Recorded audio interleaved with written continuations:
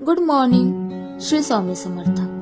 कधी लवकर न उठणारी मुलगी आज कशी काय लवकर उठली असा विचार करून मी सुद्धा ट्रान्झॅक्शन व्हिडिओ करून 5 मिनिटात रेडी झाले. आता एवढ्या सकाळी सकाळी मी कुठे चालली आहे असा विचार पडलाच असेल तुम्हाला, तर पुढे मी तुम्हाला सांगेलच की मी कुठे चालले. कर्वनगरच्या स्टॉपला जाऊन थाटा शेवाळवाडी सोडल्यावर मी दुसऱ्या पीएमपीएल मध्ये बसले. लाल परीची मज्जा याच्यामध्ये नाही, पण फायनली मला विंडो सीट भेटली आणि त्याचा फील घेत मी पोहोचले. अय्यो, एवढी लाईन मोठी कशासाठी असेल? पण ही लाईन रिक्षासाठी वगैरे नाहीये, तर आज संकष्टी असल्यामुळे देवदर्शनासाठी आणि म्हणूनच आम्ही लवकर आलो. तर मी आले दगडूशेठला आणि पुण्यात राहिले आणि दगडूशेठला नाही आले. ऐसा कैसा चलेगा ब्रो? इथं आल्यावर खूप भारी वाटलं, मन एकदम फ्रेश झालं आणि पॉझिटिव्ह वाईब्स पण आल्या. चला, लवकर उठल्याचा काहीतरी फायदा झाला माझा. आता एवढी मोठी पुणेरी पाटी लावलेली असताना सुद्धा खाली चप्पल काढली. बाई, कॉन्फिडन्सला यांच्या मानलं पाहिजे.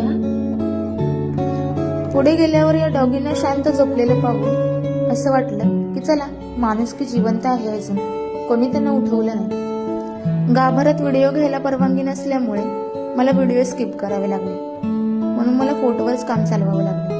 पण हा फोटो गपचूप काढलेला आहे. मग त्यानंतर ठरवलं की सगळ्या गणपती बाप्पांचं दर्शन घ्यायचं. त्यामुळे जिथे जिथे आम्हाला गणपती बाप्पा दिसतील तिथे तिथे आम्ही दर्शन घ्यायला गेलो.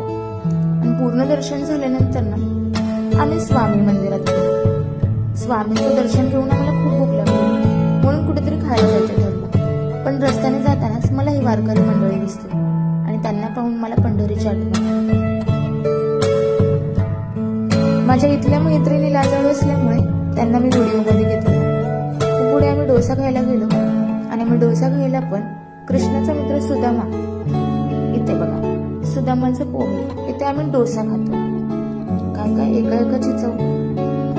दर्शन तर माझं खूप छान झालं आणि माझ्यामुळे तुमचंही दर्शन छान झालं. तर सगळ्यांना संकष्टी चतुर्थीच्या खूप खूप शुभेच्छा.